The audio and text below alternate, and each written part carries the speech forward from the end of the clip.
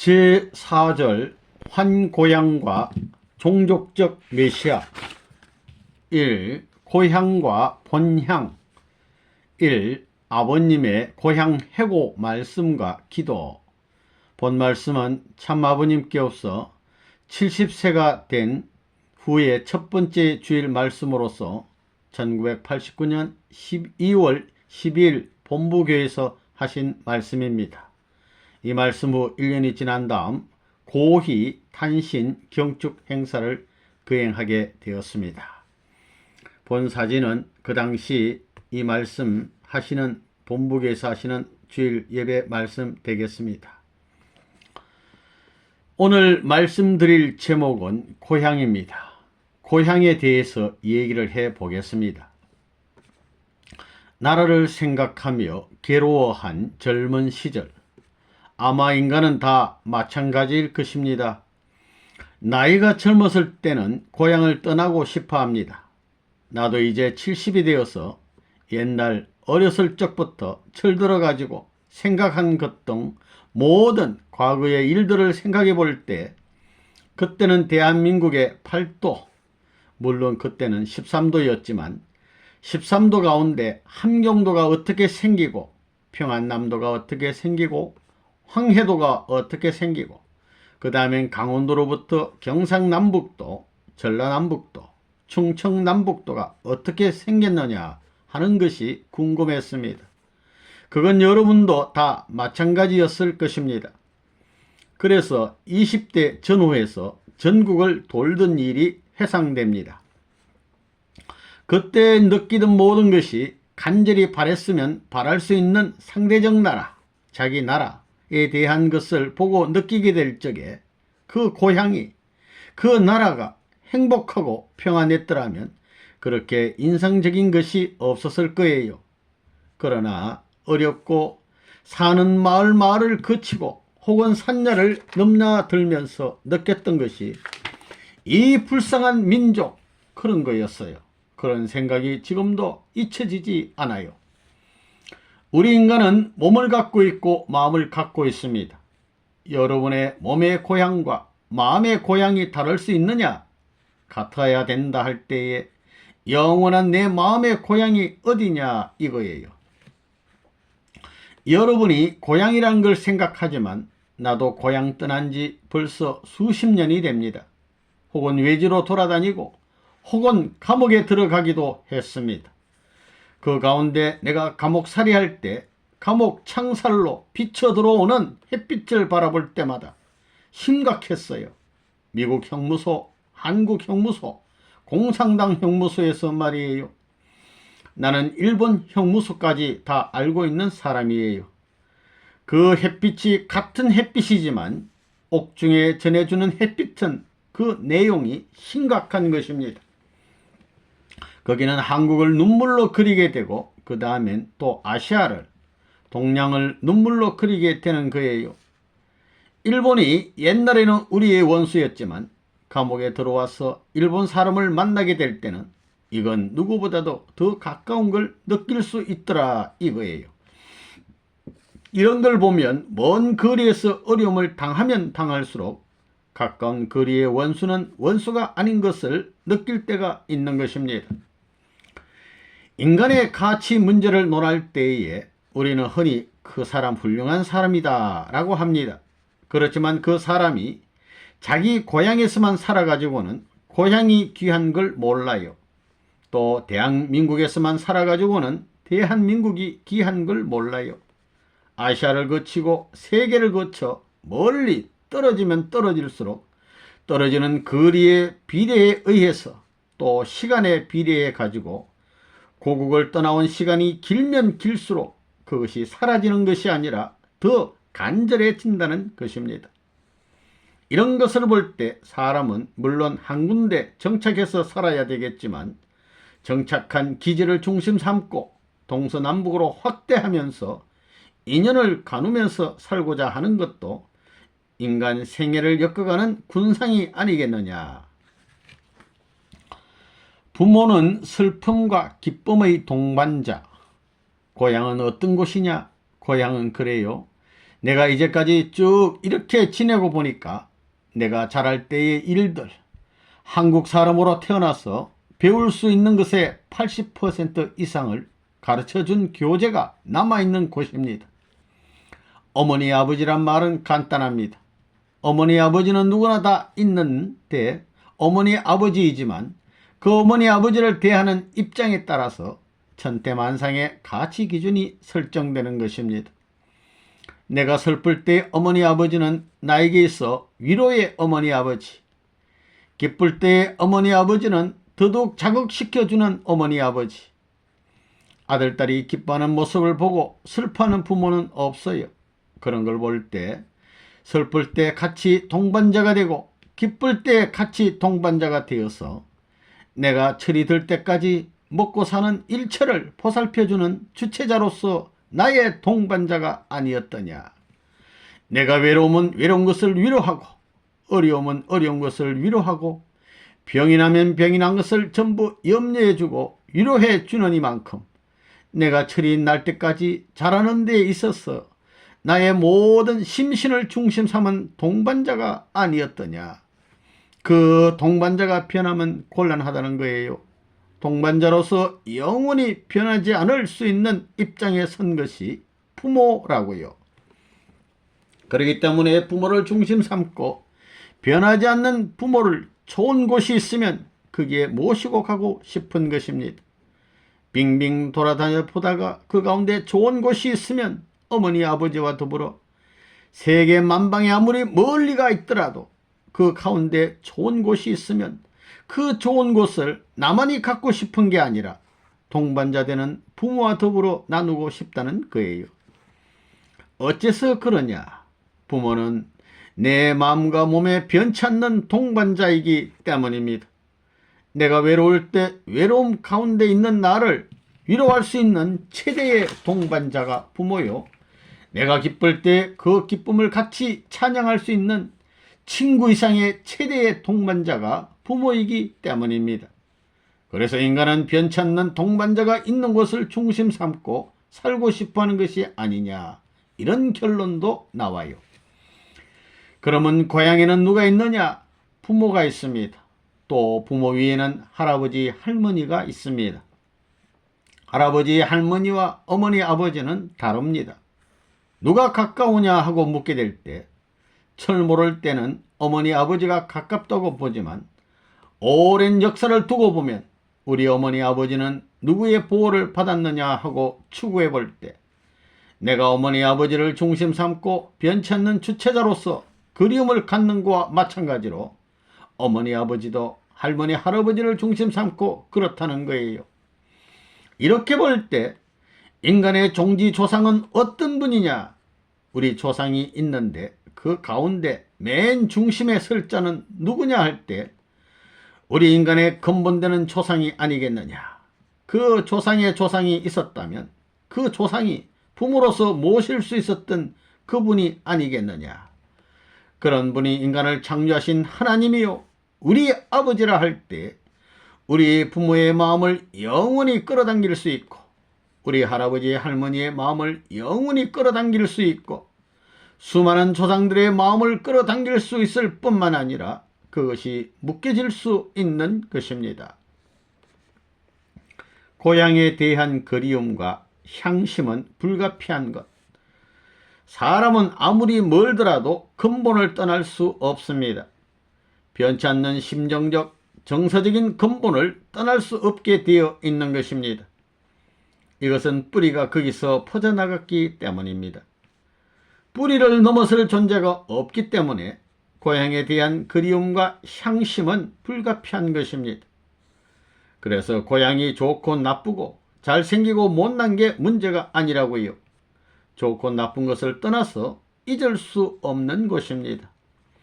어디 해외에 나가든가 먼 세계로 떠나면 떠날수록 거기에 있을 때 비가 온다 하면 그 비는 똑같아요. 비 오는 현상은 마찬가지이지만 그 비를 대하는 내 마음은 고향과의 거리에 따라서 달라지는 거예요. 또 환경의 여건에 따라 달라지는 거예요. 혹은 친구와 만난다거나 누구 사랑하는 사람들과 동반해서 거기에서 산다 하더라도 고향을 떠났을 때는 자기 아내도 나와 같이 고향을 그리는 마음을 동반해 가지고 거기 가서 느낄 수 있기를 바라는 거예요. 또 자기 아내뿐만 아니라 아들, 딸도 고향에 데려가서 마음속 깊은 곳에 간직해 두었던 추억들을 나누어 주고 싶은 것입니다. 이렇게 볼 때 고향이라는 것은 내 삶에 있어서 중요한 교육 재료를 80% 이상 공급하는 곳이기 때문에 우리 인간에게서 고향과의 인연을 끊어버릴 수는 없는 것입니다. 학교를 가더라도 유치원 시대, 소학교 시대, 국민학교 시대, 그 다음 중고등학교 시대, 그 다음 대학, 그 다음엔 사회에 나가 출세해서 성공한 시대, 이런 걸 보면 고향을 떠나 멀리 가면 멀리 갈수록 고향과 멀어지는 것 같지만 잊혀지지 않는 것입니다. 그러면 여러분 마음 가운데 제일 잊혀지지 않는 것이 무엇이냐? 유치원 시대라는 거예요. 어머니 아버지의 손에 이끌려 유치원에 가서 선생님들과 노래하고 춤추던 것이 국민학교 다닐 적보다 철이든 다음에 회상하면 더 강하다는 거예요. 중학교보다 국민학교, 고등학교보다는 중학교, 대학교보다는 고등학교 시절의 추억이 더 강하다는 겁니다. 전부 다 생각이 가정을 중심 삼고 어머니, 아버지, 형제를 생각하는데 이것이 대학을 나와 점점 커가면서 철이 들면 들수록 어디로 가느냐 하면 내가 무엇이 돼야 되겠다 하는 것을 중심 삼고 바깥으로 나가려 한다는 겁니다. 바깥으로 나가게 된다면 이것이 한 센터를 중심 삼고 360도로 보게 될 때 이 간격의 거리는 점점 멀어지는 거예요. 10리간 가고 100리간 가고 가서 보게 된다면 처음에 1도 차이라는 것은 무한하다 이거예요. 이렇게 갔던 사람들을 그냥 놔두면 떠나버릴 겁니다. 그러나 고향이라는 것이 있기 때문에 그렇지 않습니다.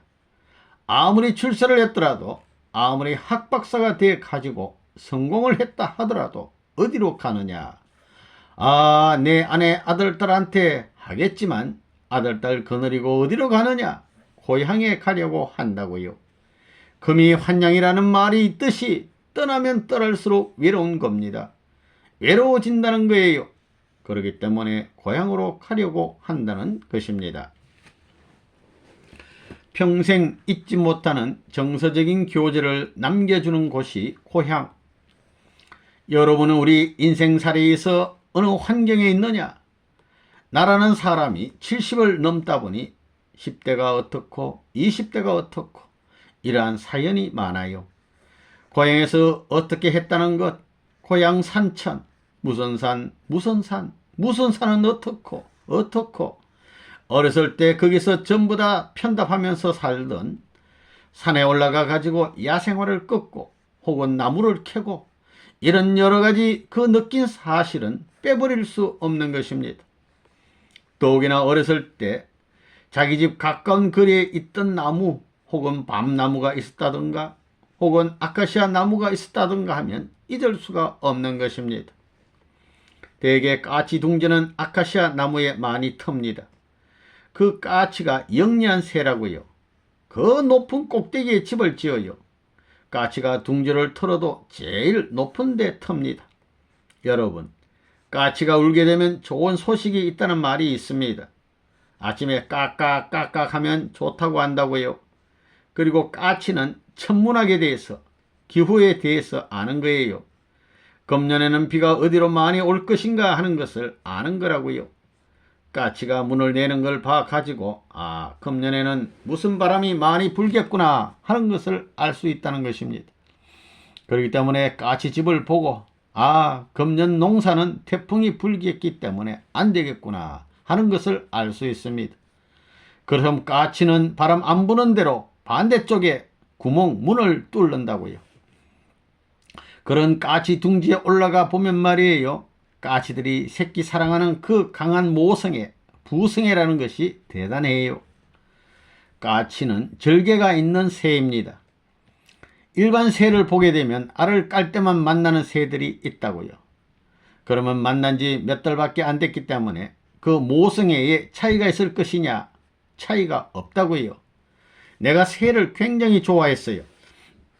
이 한국에 있는 새들을 관찰해 보니까 모성애라는 것은 오래 쌍쌍이 사는 비둘기 같은 새나 무슨 새나 전부 다 새끼를 사랑하는 데는 마찬가지였습니다. 까치둥지를 구경하러 쓱 올라가게 되면 말이에요. 처음엔 까치가 와서 쪼는 거예요. 그래서 보통 나무에 올라갔다간 문제가 생겨요. 까치둥지는 높은 곳에 있지만 이거 궁금하거든요. 그래서 보니까 둥지를 나무 위에 털고는 그 다음엔 검부러기를 갖다 놓았습니다. 그거 보면 새끼를 사랑하는 마음이 다 있어요. 어디서 솜 같은 것, 포근포근한 것을 물어다가 만들었어요. 아주 사람들이 잘 꾸며낸 안방보다 낫다고요. 이렇게 보금자리를 만들어 놓고는 말이에요. 이젠 암놈이 들어가 가지고 알을 낳는 거예요. 그 까철이 참 곱습니다. 파르스름한데 줄이 있어요. 그게 관심이 있어서 매일같이 올라갔어요. 맨 처음엔 까치들이 죽겠다고 야단해요.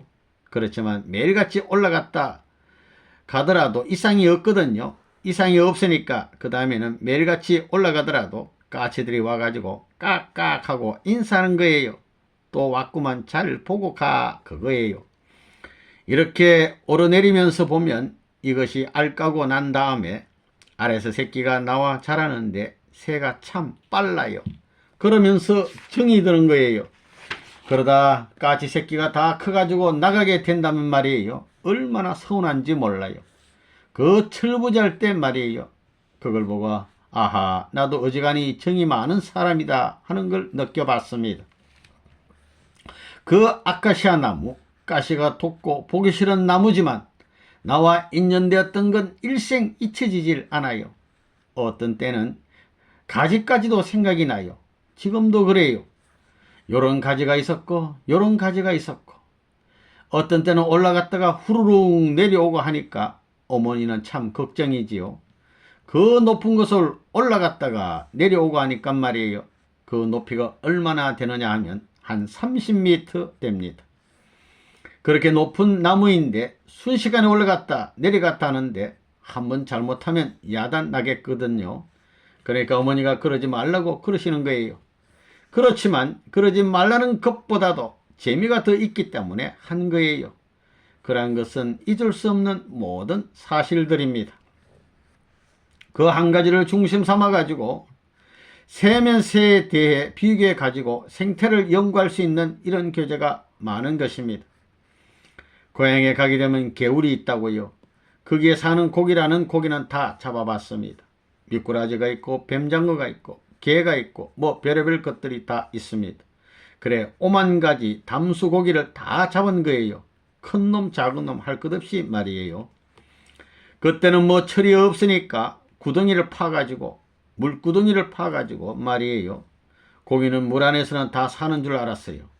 고기를 잡아 넣어두면 하룻밤 자고 나면 다 나가 자빠져 죽어 있어요. 그걸 잘 죽었다고 생각하지 않고 정성 들여서 널 살려주고 하는데 왜 죽었노 하는 거예요. 사정도 모르고 말이에요. 그거 보면 선생님이 정적인 사람이에요. 고기 보고도 야, 네 엄마가 울겠구나 그런 거예요. 그 고기 보고 울었다고요. 그러면서 지내던 모든 것이 해상됩니다. 이처럼 사람이 자라는 데 있어서 정서적인 많은 교재를 남겨주는 곳이 고향입니다. 산을 바라볼 때도 잊을 수 없는 모든 정서적인 것이 있어요. 또 개울을 볼 때도 그래요. 개울이 있다면 거기에도 수많은 어족들이 살고 수많은 벌레들이 살고 있습니다. 그런 것들을 전부 다 배움의 재료로 활용할 때는 모든 지식을 공급하는 데 잊을 수 없는 역할을 하는 것입니다. 한국 사람으로서 한국 고향의 산하에 있는 모든 동식물에 대한 자연계에 대한 것을 교재로 삼아가지고 자기 내적인 인간이 자라는 데 있어서의 풍요성을 갖출 수 있습니다. 그런 많은 재료를 남기는 곳이 고향이라는 것입니다. 그렇기 때문에 고향 산천이 그리운 것입니다. 봄이 되면 봄동산에 저 아지랑이 피는 봄동산 가운데서 내가 자연을 참 좋아했습니다. 그래서 산에 가서 낮잠을 자는 거예요. 큰 나무에 기대어 가지고 자연 가운데서 낮잠을 자는 거예요. 그러면서 나무를 떴고 그 보면 뭐 많다고요. 이런 전부를 잊을 수 없어요. 자, 그런 걸 볼 때 고향 산천의 모든 것들은 자기가 인간으로서, 정서적인 인간으로서 자랄 수 있는 기본적인 교재가 되는 것입니다. 여러분, 옛날 국민학교 시절에 책상에 구멍을 뚫었던 것이 지금도 생각나지요? 어디가 어떻게 돼가지고 이렇게 하는 거 생각나는 거예요. 그와 마찬가지로 그 산천의 모든 나무는 다 같은 나무라도 거기에 나무의 모양이 자기 인상에 남는 것입니다. 그것이 자기의 모든 정서적인 면에 있어서의 추억에 남고 기억에 남을 수 있는 하나의 교재로서 남겨진 박물관이라는 것입니다. 좋고 나쁜 것도 고향에서 배웠어요. 어렸을 때 어떤 때는 동네 애들하고 싸움해서 코가 터져서 피를 흘리게 되면 엄마 아빠 찾아갑니다. 엄마 아빠를 찾아가는데 그 엄마 아빠가 왜 싸워가지고 피를 흘리고 들어와 하고 남의 사정을 모르고 꾸짖던 것이 지금 생각해 보니까 여러 가지로 감회가 새롭습니다. 어머니로서는 남자라는 자식이 나가 싸워가지고 매 맞고 코가 터져 들어오면 안 됐지요. 내가 자식을 길러보니 그런 심정을 알 수 있습니다. 그때는 엄마가 왜 그럴까? 코피가 나고 이러는데도 씻어주지도 않고 도리어 투정한다고 야단이야 이랬지만 지금 철들고 보니 그때 엄마를 붙들고 엄마 고마워요 할 수 있었으면 그 엄마가 어땠었을까 하는 생각이 듭니다. 극과 극이에요. 배 짜면서 다리가 부은 어머니. 이렇게 보면 그 모든 재료 가운데 제일 잊혀지지 않는 재료가 뭐냐? 그건 정서적인 면이에요. 우리 어머니가 많은 아들, 딸을 키우면서도 일하는 게 참 빨랐다고요. 보통 사람의 2배 이상 하신 겁니다. 2배 이상. 10세, 한 세가 20올이니까 10세면 200올입니다. 짜리를 치면 뭐 이틀이면 40자를 하셨어요. 한 필이 40자예요. 하루에 15자, 20자를 짜는 거예요. 40자가 한 필인데 그걸 이틀 정도 만에 다 짰다고요. 보통 사람은 이 40자를 짜려면 하루에 5자씩 해도 8일이 걸릴 것인데 어머니는 이틀이면 짰습니다. 어머니가 그렇게 많은 배를 짜기 때문에 다리가 붓습니다. 그래 나한테 와 가지고는 보여줍니다. 그때 다리 안 아파 엄마? 종일 했으니 얼마나 아파? 하면 아프긴 뭘 아파? 그거 안 하면 어떻게 하노? 그러시는 거예요.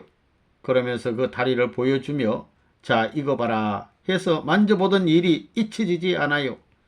그러면서도 자식들을 위해 그걸 탓하지 않고 자기 몸을 이기고 수고하던 그 어머니의 모습이 잊혀지지 않는다는 거예요. 그러한 부모님이셨습니다. 그렇기 때문에 어디에 가면 갈수록 제일 그리운 것이 어머니예요. 어머니. 어머니하고 그 다음엔 자기와 놀던 형제들, 누이 동생들입니다. 우리 누나가 있었어요. 손이의 누나가. 나보다 2살 위의 누나. 2살밖에 터울인 누나가 있었는데 그 누나는 나를 참 사랑했어요. 누구보다도 사랑했다고요. 내가 무엇이 없어서 야단하면 자기가 애지중지하는 보따리를 뒤지지요. 처녀 때는 그랬잖아요. 시집가기 전에는 말이에요. 요만한 보따리들을 다 갖고 있다고요. 내가 필요한 것이 있어서 나 무엇이 필요해 얘기하면 그 보따리에서 그냥 찾아주었습니다. 엄마 보고 뭐가 필요하다고 잉잉 그런다고 엄마가 그걸 준비해 주나요? 안 그러기 때문에 그 누님이 보따리를 뒤져가지고 나를 불러다가 야야 여기 있다 하면서 주었습니다. 그러던 그 누나가 생각이 납니다. 그런 모든 것이 정서적인 면에 있어서 있을 수 없는 것이에요. 요즘과 같이 이렇게 나이 많은 것보다 어렸을 때 그 모든 인상이 얼마나 자극적인지 모릅니다. 그렇기 때문에 모든 인격 소양을 중심 삼고 자기를 키워나가는 데 있어서 정서적인 면이나 생활적인 면이 매우 중요한 것입니다. 한국 사람이 한국 사람 옷에 대해서 뭐 딴 데 가서 배우는 게 아닙니다. 고향에서 다 배우는 것입니다. 어떻게 입고 뭐 어떻게 하고 말이에요. 무엇이 좋고 나쁘고 하는 것을 다 배우는 거예요. 그 다음엔 생활하던 모든 것, 어떻게 사는지 전부 다 배우는 거예요. 이런 것을 보게 될 때 그 모든 전부가 정서적인 배경이 깊어질 수 있는 모든 인연을 갖고 있고 역사를 갖고 있기 때문에 잊어버릴 수 없는 것입니다. 그때 내가 어느 방에 어디에 앉았고 어머니 얼굴이 어떻고 그 느끼던 것들이 지금 와 보니 다 잊을 수 없는 추억으로 남아 있습니다. 그걸 볼 때 그것은 일반 사람들이 싸움하는 그런 것이 아니에요. 거기에는 정이 교류되면서 자기 일가를 생각하고 자녀를 생각하는 부모의 사랑이 꽂혀 있는 것입니다.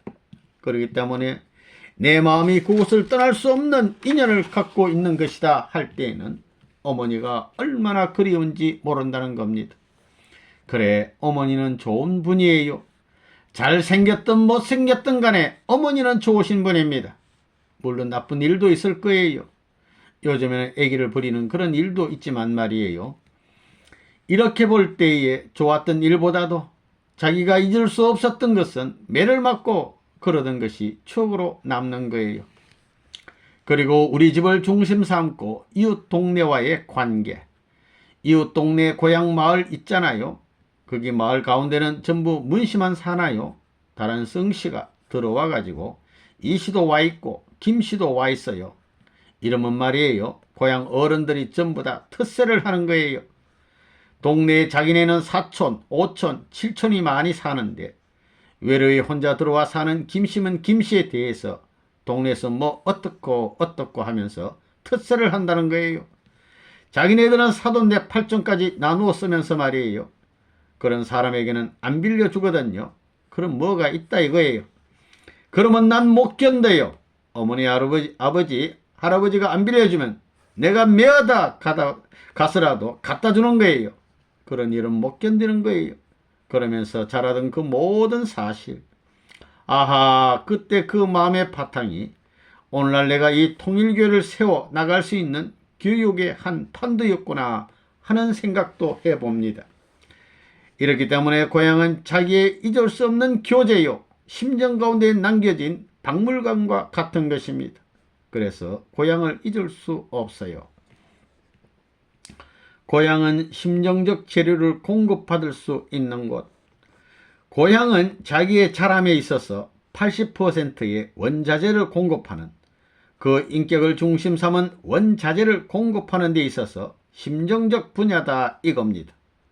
심정적 분야를 중심 삼고 고향 이상 어느 학교, 어느 유명한 대학의 학박사가 되더라도 고향 이상 심정적 재료를 공급받을 수 있는 곳이 없어요. 왜 그러냐 하면 고향에는 부모가 있고 할아버지가 있고 누나가 있는데 그들의 정서적 관계는 영혼을 따라가려고 하기 때문입니다. 일시가 아니에요. 죽을 때까지 그 마음에 품고 간다는 거예요. 여자는 남편이 죽은 다음에 잊지 못하는 거예요. 일생 동안 그 가슴에 녹아 없어지도록 품고 가는 것입니다. 아들, 딸도 마찬가지입니다. 자기 일족도 마찬가지예요.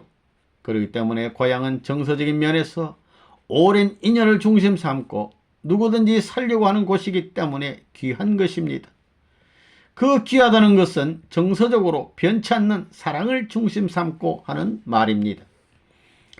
여러분들 일생을 중심 삼고 볼 때 부모를 못 가진 사람, 과원에서 자란 사람, 고향을 못 가진 사람은 불쌍하지 않느냐 이거예요. 그건 정서적인 분야예요. 남자면 남자로서 여자를 맞이해 결혼해가지고 사는 거기서부터 시작합니다. 심정적 생활이, 그렇지 않으면 고아원 생활이라든가 자기 심정의 세계에서 누구에게 신세를 지고 자랐던 거라든가 그런 것 전부가 추억의 대상으로 남는다는 것입니다. 그런 모든 정서적인 면에 관계되어 있는 것은 잊혀지지 않아요. 자기가 거하는 곳에 따라 달라지는 고향.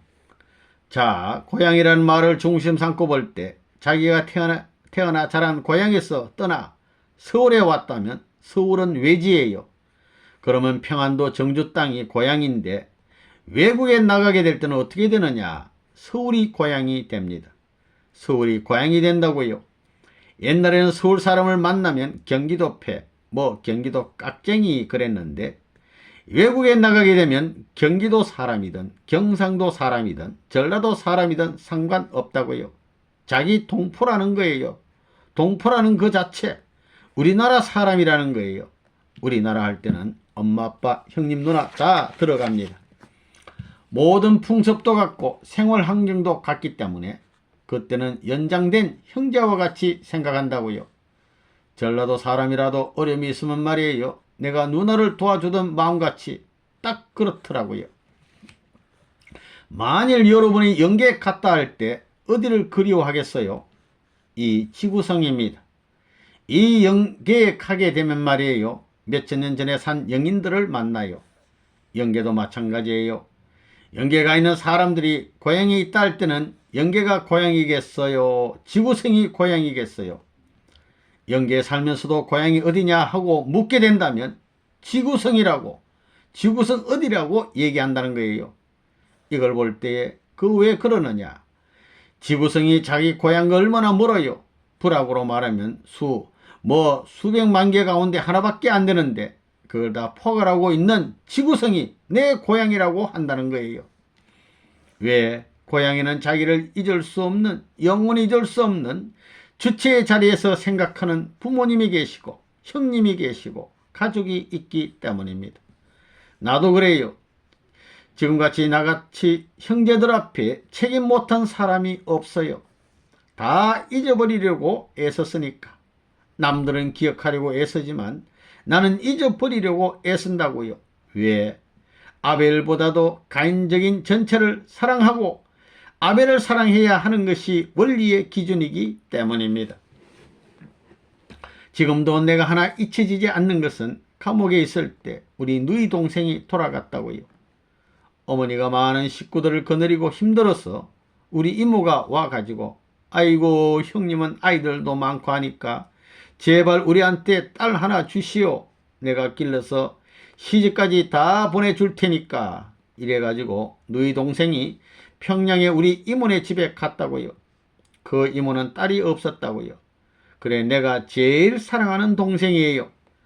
그래가지고 동생을 보내놓고 내가 울던 생각이 지금도 잊혀지지 않아요. 그거 보면 형제가 그렇게 좋은 것입니다. 그래가지고 내가 서울 왔다 갔다 할 때 그 이모네 집에 들러 동생을 만나가지고 얘기하고 그랬습니다. 만나면 참 눈물이 어려가지고 얘기하던 것이 지금도 추억에 남아있어요. 그렇게 사랑하던 너희 동생이 내가 감옥에 있을 때 병도 무슨 병인지 모르게 슬슬 아프다 돌아갔어요. 그것을 옥중에서는 몰랐다고요. 그런데 한 번은 쓱 영적으로 나타나가지고 흰옷을 입고 인사를 하더라고요. 나는 이렇게 됐다고 말이에요. 그때가 영계에 간 날이었던 모양이에요. 예쁘장하게 생겼던 너희 동생인데 그게 지금도 잊혀지지 않아요. 정서적인 추억의 내연이라는 것은 그것을 극복하는 힘이 없다고요. 그렇기 때문에 사람은 사랑에서 나서 사랑을 중심 삼고 살게 마련이다. 이런 결론을 내릴 수 있어요. 생애의 모든 추억의 감성을 되돌아서 가게 될 때에 사람은 사랑을 중심 삼고 사는 것이 행복한 사람입니다. 그러므로 영계에 가서 높은 자리에 가고 싶은 사람은 그 누구보다 사람을 위해서 눈물을 많이 흘리는 사람이 되라고요. 부모의 마음과 같이, 부모의 몸과 같이 말이에요. 대우주권의 고향을 생각하는 사람은 모든 것을 포용해 영원히 안식해 살 수 있고 행복의 터전을 무한한 세계에 확대했다가 무한한 세계로 축소시킬 수 있는 힘의 모체인 사랑의 왕궁이 있다 할 때 나는 거기에 가서 살고 싶어요. 나는 그런 세계에서 살고 싶어요. 나는 그런 본향 땅, 본향의 고향을 갖고 싶어요. 여러분은 일방향성의 세계에 가서 정착할 것이냐, 사방성, 입체성 세계 고향에 가서 정착할 것이냐 하는 문제가 여러분의 일생에 남은 과제일 것입니다. 여러분 마음의 본래 심정적 도량이라는 것은 무한합니다. 동서남북 전후 좌우 구형체를 확대해 우주까지도 접선할 수 있는 본바탕을 가지고 있어요. 이것이 무한히 확대하려고 그러는데 이것이 나인데 내 확대한 본성인데도 불구하고 여러분이 확대한 사랑의 본성을 얼마만큼 협조해 주느냐는 거예요. 심각한 문제입니다. 동으로 서로 남으로 북으로 전후좌우로 뻗고 싶은 본성의 사랑의 심정권이 내 본성인데도 불구하고 얼마만큼 내 자신이 그 힘을 주어가지고 뻗어나갈 수 있는 원조자가 돼 있느냐 혹은 반대자가 돼 있느냐. 원조자가 될 때는 모든 우주 전체가 내 고향이 된다는 거예요. 평안도 정주가 내 고향인데 정주에서도 덕원면 상살이 2221번지 한 점인데 이것이 확대하면 무한히 커져요. 고향을 생각하듯이 삼천리 강토를 생각하자. 그러면 고향을 생각하듯이 삼천리 강토를 생각해 봤느냐? 외국에 가서 외국의 감옥에 가 있으니까 그 자리를 넘는 것을 나는 발견했습니다. 아, 감옥이 불행한 곳이 아니구만 하는 것을 발견했어요. 외국 감옥에 들어가 보니까 한국의 감옥이 그리워요. 그렇게 생각할 때 감옥살이가 불행한 것이 아니구만. 그러니까 한국에서 나를 잡아 감옥에 쳐넣은 원수들도 사랑해야지 하는 생각이 들었어요. 이 자리에 내가 여기 있을 때 그 원수가 찾아와 가지고 옛날에 한국에서 당신을 감옥에 쳐넣은 이 불쌍한 용서받을 수 없는 원수가 찾아왔노라고 눈물을 흘리게 될 때는 받들고 찬양하고 싶은 마음이 생기더라고요. 그러니까 예수님이 원수를 사랑하라고 한 것은 이스라엘 판다권 내에서 한 것이 아니구만. 천상세계의 도리를 알고 대우주권 내에 고향을 생각하는 마음을 가지고 볼 때에 이거 불악에서 싸우고 코피 터지고 그와 같은 것을 용서하는 것은 문제가 아니겠구만 하는 걸 느꼈어요. 그렇기 때문에 심정을 중심 삼고 풍상을 많이 겪는 사람은 불행한 사람이 아니에요. 연계를 알고 보니까 그래요. 못 산다고 불행한 것이 아니에요. 자식 하나를 위해서 억천만금 대한민국 땅을 주고 살 수 없는 보화의 가치로서 한 달 자기 월사금을 내는 부모의 그 기대는 천지가 동화한다는 거예요. 못 사는 것이 불행이 아니에요. 그런 끈기 있는 부모들의 자손을 통해 그런 어머니들의 계통을 이은 그 후대 가운데서 세계를 사랑할 수 있는 성자들이 태어났다는 것입니다. 마음의 영원한 본향을 찾아가는 방법. 우리는 고향을 찾아가야 됩니다. 육적인 고향은, 내가 태어난 고향은 정주지만 영적인 고향은 저 세계, 하나님의 심정이 있는 곳입니다. 육적인 고향은 횡적인 고향이지만 영적인 고향은 종적인 고향이에요. 횡적인 고향을 더듬어 세계를 사랑하고 나서야 종적인 고향을 사랑할 수 있는 것입니다. 그러므로 이 지구에서 사는 것은 횡적인 사랑을 할 수 있는 훈련인 것입니다. 육의 고향은 자기가 난 곳이지만 영의 고향은 자기가 가야 할 곳입니다. 그렇기 때문에 영적 고향은 잊어버리고 육적 고향의 정주에 가자, 안 그래요? 나를 다 잊어버리고 어머니 아버지 다 잊어버리고 우리 형제 다 잊어버리고 하나님을 사랑하라, 이거예요. 하나님이 사랑하는 제일 황족을 사랑하라. 영적 고향에서는 훈시하는 거예요. 마음의 고향 복지를 찾아가야 할 인생의 행로 앞에서 탈락자가 되지 않기 위해서 고향을 넘어서 이 나라를 넘어서 인류를 넘어서 사랑하고 나서 하나님과 저 나라의 선조들과 앞으로의 후손을 품고 사랑하며 가야 됩니다. 그런 고달픈 생의 길을 가는 사람들은 높은 하늘의 고향에 있어서 주인의 가까운 자리에 머물 것이다 하는 것이 천리 원칙입니다. 나는 그걸 알았기 때문에 세계 사람한테 욕먹으면서도 간 것입니다. 세계 사람아 쳐라 하며 간 거예요. 내가 이 횡적인 길을 바로 가야 할 텐데 사방에서 전부 다 치니까 사방에서 밀어치니까 지그재그로 갈 수 없어 쭉 곱게 가기 위한 시련이구만 한 거예요. 그러니까 만사가 다 해결된 겁니다. 원수도 문제가 아니에요. 그래 횡적인 일생행로를 거쳐가지고 종적인 천상세계 본향의 아버지를 찾아가 가지고 그 영원한 아버지 집에서 행복스러울 수 있는 아들들이 될지어다. 그런 것이 고향을 찾아가는 사람들의 소망의 기지가 아니겠느냐.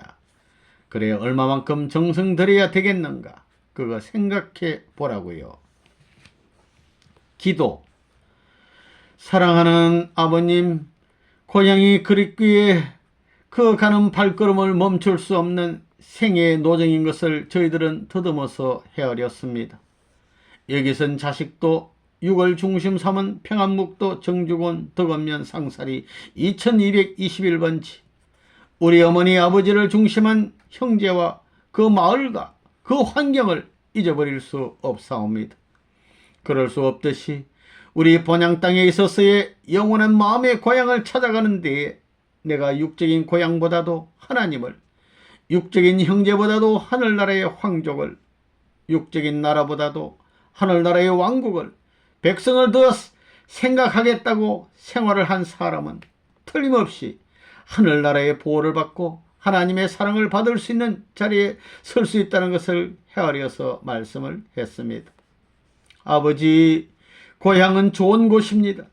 왜 영원히 변치 않는 부모의 사랑이 깃든 곳, 형제의 사랑이 깃든 곳, 마을의 사랑이 깃든 곳, 그 누가 뭐라 해도 천년 순환길이 덮치고 또 덮치고 또 덮치더라도 그걸 넘고 넘어 나와서 또 그리워하는 것이 고향이기 때문입니다. 그걸 생각할 때 사랑의 위대한 것을 다시 한번 느꼈습니다. 오늘날 우리 생에 있어서 하늘 고향을 중심 삼고 가는 길 앞에 핍박이 가중되어 어려움이 가중돼도 또 살아나는 그리움의 마음, 영원한 주체되는 하나님을 중심 삼고 고향의 부모를 대하는 마음, 일생을 넘고 또 넘고 영원히 갈 수 있는 이런 심정의 사무침과 흠모의 마음을 가진 사람은 언제나 두세 개의 고향을 가진 행복자인 것을 이 시간 깨닫게 허락하여 주시옵소서. 자기가 주고 싶을 때 주고 받고 싶을 때 받을 수 있는 사랑을 중심 삼고 그와 같은 자리에 사는 사람들이 행복한 사람인 것을 알았기 때문에 그 세계를 향하여 스스로 살 수 있는 오늘의 자기 일생 행로를 수습하고 그 표준을 정해서 엄숙히 본향에 마음 깊고 큰 그 세계의 박자를 맞추고 그 길에 협조할 수 있는 몸의 판도를 갖추어야 하겠습니다. 그렇지 않고 부끄러운 자기 자신을 발견할 때에 얼마나 비참한 것인가를 깨달을 수 있게끔 그것을 염려해 스스로 하루하루의 생활을 통하여 생의 노정, 일생의 노정을 다짐지으면서 조여가면서 살 수 있는 통일교의 신자들이 되게 허락하여 주시옵소서. 이제 70세를 맞이하여 처음 맞는 주일인 이날에 고향을 말했습니다. 제가 나이를 먹음에 따라 고향에 가까워지는 것을 알게 되면서 스스로 갖추어야 할 모든 준비가 미진한 것을 느끼면 느낄수록 그 무의 10년 혹은 그 이상의 해를 놓고 온갖 충성과 온갖 노력을 가중시켜야 할 책임을 느끼면서 오늘 말씀을 했습니다. 이들이 이 말씀을 통하여 마음 가운데 잊을 수 없는 본향을, 본성의 고향을 그리워하기에 모든 것을 잊고 넘어갈 수 있는 자랑스럽고 담대하고 강한 무리들이 되게 허락하여 주옵기를 간절히 부탁드리고 원하옵니다. 허락하신 그날 그 고향 땅 앞에 부끄럽지 않는 사랑받고 환영받기에 당당한 아들딸이 되게 축복하여 주시옵소서. 모든 말씀 참 부모님의 이름으로 아뢰어사옵나이다. 아멘. 이 본향 1. 본향의 뜻. 여러분에게는 고향이라는 것이 인상적일 것입니다. 어느 누구나 고향은 있지만 대개 그 고향에서 살고 있는 사람들은 그 고향이 아름답고 좋다는 것을 잘 모릅니다.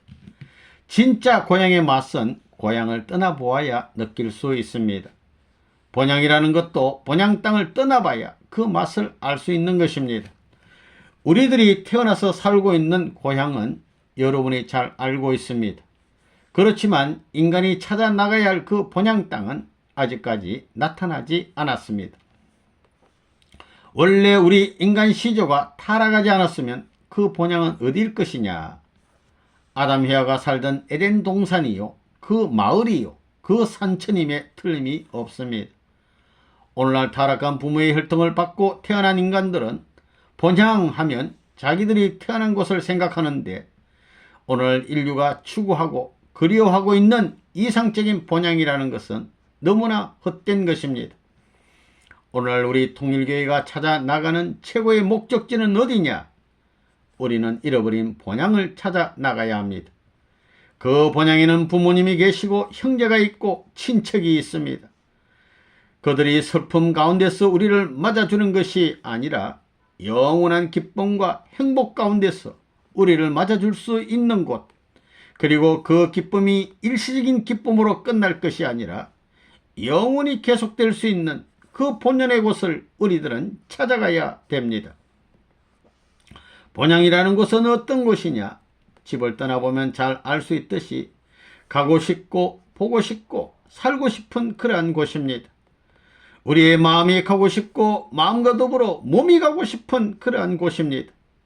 그런데 오늘날 우리 인간은 진정한 의미에서 그러한 본향에 갈 수 있느냐? 갈 수 없습니다. 타락했기 때문에 우리는 마음과는 상충된 거리에서 언제나 간격을 두고 서로가 밀고 밀치는 싸우는 노정을 거쳐가고 있습니다. 마음이 그리워함과 동시에 몸도 그리워하는 영원히 안식할 수 있고 행복의 터전이라고 자랑할 수 있는 본향을 우리는 찾아가야 됩니다. 그렇기 때문에 지금까지 역사 과정에 있어서 수많은 사람들이 이런 본향을 그리워하고 추구하고 흠모하다가 죽어갔습니다. 또한 수많은 종교인들이나 철인들도 이 본향 땅을 찾기 위해 지금까지 수고하고 있다는 것을 우리는 알아야 합니다. 그러므로 본향 땅이 기필코 나타나야 되는 것입니다. 하나님은 본향을 그리워하는 우리 종교인들을 이끌고 그 본향 땅으로 인도하시기 위해서 지금까지 투쟁해 나오셨습니다. 그러한 하나님은 기필코 그러한 사람을 본향으로 인도하시고야 말 것입니다. 그러니 여러분은 이 땅에서 준비를 하여 하나님께서 너가 본향 땅을 그리워하듯이 나도 너를 그리워했다고 하실 수 있는 실질적인 내용을 갖고 저 나라에 가지 않으면 안 된다는 것을 알아야 합니다. 이 본향집, 우리가 본향의 집을 왜 그리워하느냐? 본향하게 되면 반드시 집을 생각하는데 집을 왜 좋아하느냐? 그 집이 무슨 집이냐? 학고방집. 들어가 보았을 때 그게 그 나라에 있어서 한 10등 이하의 집이라 하더라도 그 집은 그리운 거예요.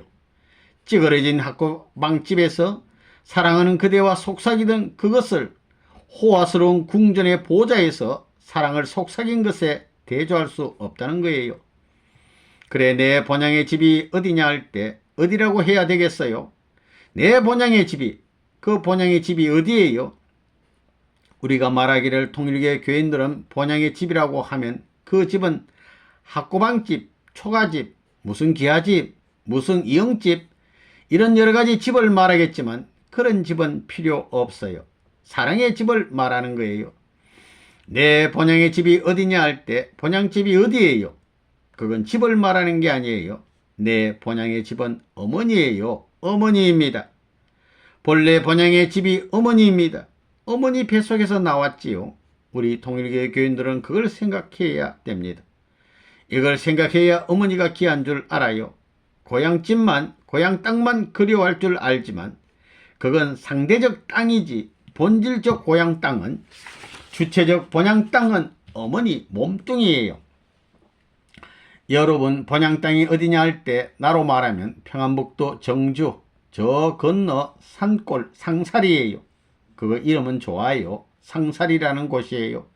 그래, 거기 가게 되면 뭐가 있노 하게 되면 뭐가 있긴 뭐가 있어요. 있는 건 다 있지. 그렇지만 본향 땅은 거기가 아니라는 거예요. 어머니 아버지가 내 본향의 본질적 본향의 땅이라는 거예요. 어머니의 깊은 뱃속이 본향의 땅이라는 겁니다. 깊은 어머니의 사랑이 근본된 곳이 본향 땅이라는 거예요.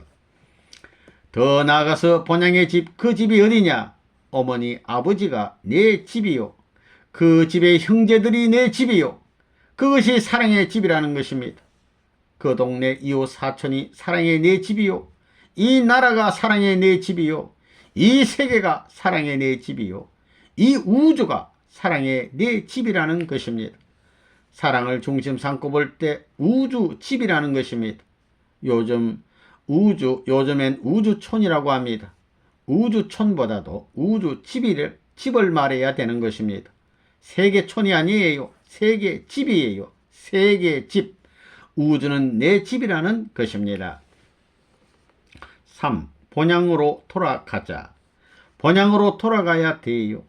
여러분들이 돌아가려면 어떻게 돌아가야 되느냐? 실향세계, 잃어버린 고향을 찾아가려니 고향이 어떻다는 것을 알아야 되는 것입니다. 고향에 무엇이 어떻더냐? 고향에 사람이 어떻더냐? 이거예요. 부모님의 사랑이 그리워 돌아가는 겁니다. 부모님이 그리워 돌아가는 거예요. 형제가 그리워 돌아가는 거예요. 거기는 자기의 처자가 안식할 수 있고 부부가 안식할 수 있는 곳입니다.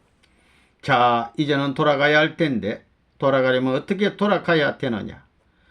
우리는 에덴 동산에서 무엇을 잃었느냐 하면 부모님을 잃고 그 다음엔 자녀를 잃어버렸습니다. 지금은 사랑을 중심 삼고 말하는 거예요. 하나님을 잃고 부모님을 잃고 그 다음에는 형제를 잃어버렸습니다. 장자되는 가인은 아벨을 잃어버렸습니다.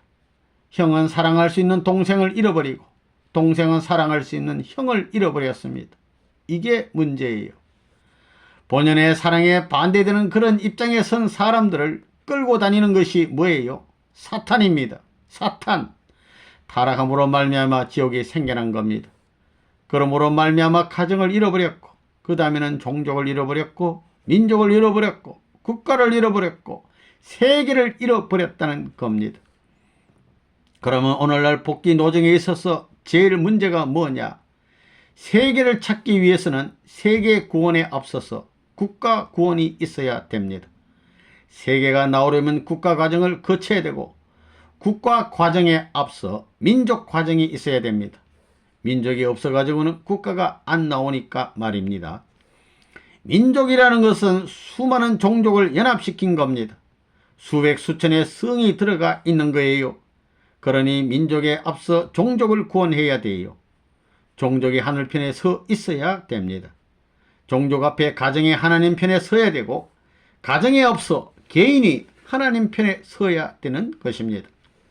그런데 문제는 뭐냐 하면 여러분 개인이 가정에 앞서 하나님 편에 완전히 서 있느냐 이거예요. 여러분들이 직장을 가지고 일하고 있다는 것은 사탄 세계의 혼탁한 물 가운데서 헤엄치고 있다는 것을 알아야 돼요. 이것을 언젠가 생수의 근원에 가서 씻지 않고는 하늘나라에 못 올라갑니다. 그러니까 세계를 찾으려면 나라를 찾아야 됩니다. 환고양해야 할 텐데 본향 땅으로 돌아가기 위해서는 타락한 세계가 있으니 이것을 수습해 놓지 않고는 못 돌아가요.